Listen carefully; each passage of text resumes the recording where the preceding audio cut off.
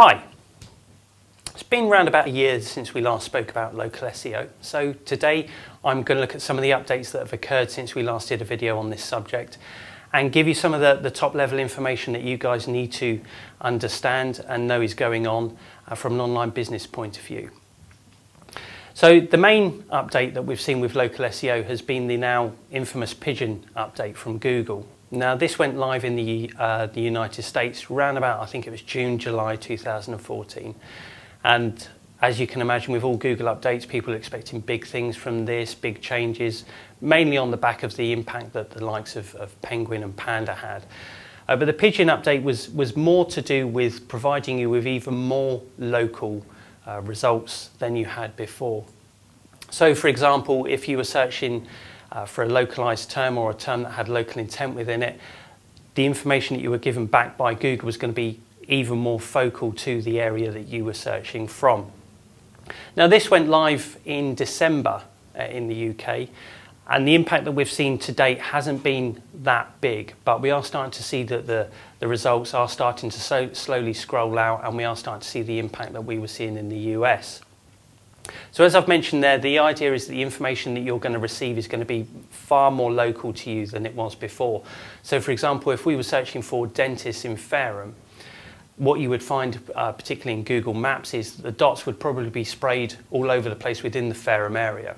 Whereas if you do it these days, you're going to find that those dots are going to be very centralised to the area of Fareham and to the area that you are actually searching from.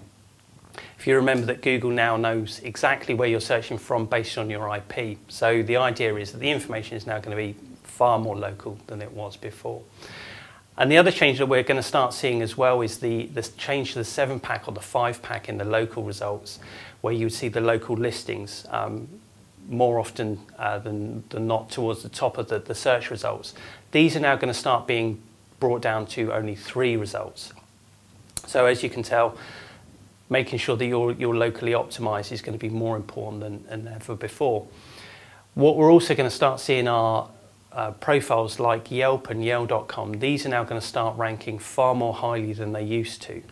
If you go back 3 or 4 years, these used to rank well within their own right, and then that kind of got taken away, and now it's going to come back into play. So making sure you've got these profiles verified and on these platforms is now highly, highly important.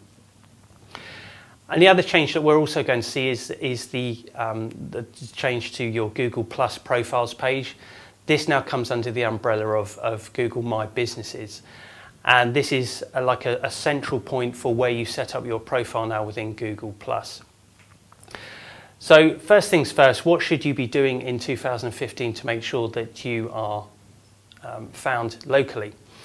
Well, if we go back to the on-page optimization, it's still very important that all of these elements are still looked at and still optimized as they were a year ago. So you need all the relevant local information on your site, you need it marked up with schema. So we're looking at things like the name of the company, the address of the company, and the phone number of the company.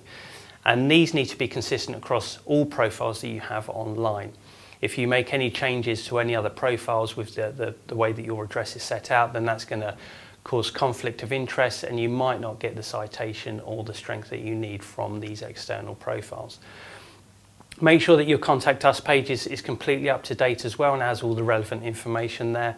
If you have landing pages on your site because you've got various different locations, and again, make sure that these are all unique, they're all relevant to the area that you have, and make sure that you have the individual addresses for these physical locations as well.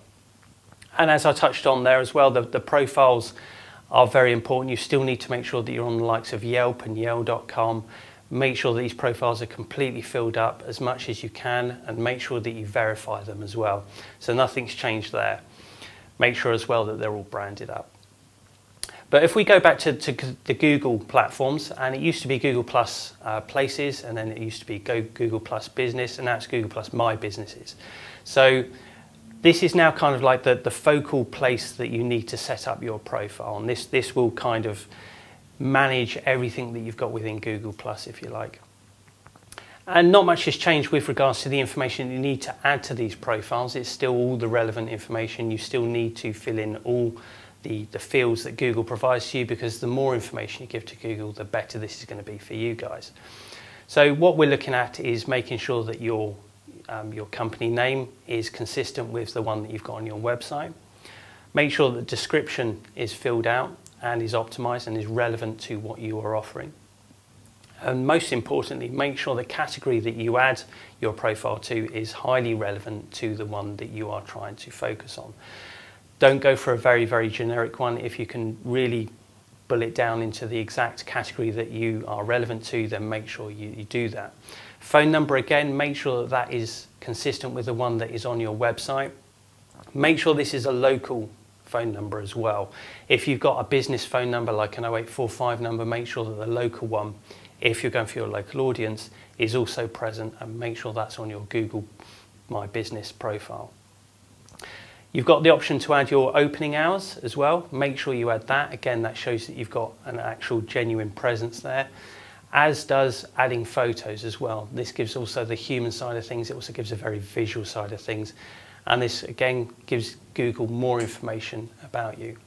And you've also got the option as well of adding a virtual tour. So if you've got an online shop or you've got a physical shop, do the virtual tour. If you've got that kind of capabilities to do so, you can add that to your My Business profile as well. And also make sure that you verify it, make sure that you link it up to your website, and make sure those two are connected, because without that, Google probably isn't going to give as much information to the end user as it would if you've got a verified profile. So the main changes to local SEO for 2015 are keeping an eye on the Pigeon update. Be aware that the information that you are now being given is highly targeted to the individual who is searching. So of course this makes it harder for you probably to rank if you're on the periphery of where the person is searching from. But if you make sure that all your boxes are ticked and you're doing everything that you should do for local SEO, then you've got a better chance of appearing in front of them. And be aware that Google Plus, you're now looking at Google My Business profiles. This might have already been updated for you. You might already have a generic one set up because you've got the Google Maps profiles or the Google Plus local profiles. But do go in there, make sure that you manage these accounts and make sure you update them. So keep an eye on those, and fingers crossed you should start appearing for your local audience.